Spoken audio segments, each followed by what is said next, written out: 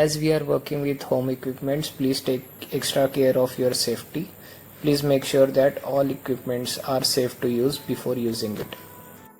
To avoid wrist pain, try to keep your wrist in neutral position during any of the exercises. You can refer to the demonstration in the coming videos. You might be having pair of dumbbells available with you at your home. You can use those with the same workout plan. Instead of water bottles, you will be using pair of dumbbells.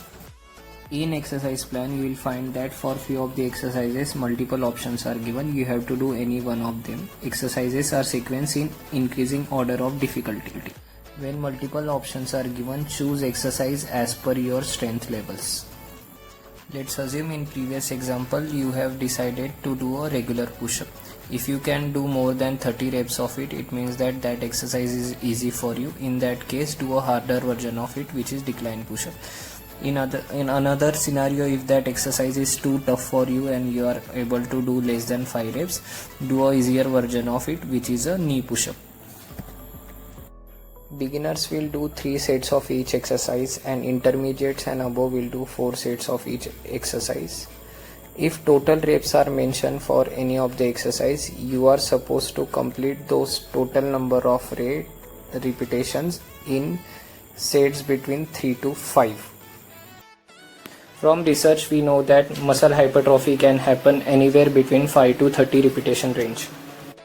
With gym workout, we have scope of increasing load as we become stronger. With home workout, we have very limited scope of increasing the load. That's why we should utilize the higher repetition range of 5 to 30. Another important contributing factor to muscle hypertrophy is training near to failure. To make sure that we are training near to failure with gym or home workout, keep your repetition in reverse from 1 to 2. To conclude, especially with home workouts, instead of targeting any repetition range, we have to train at our maximum repetition, or maybe 1 or 2 repetition less than that.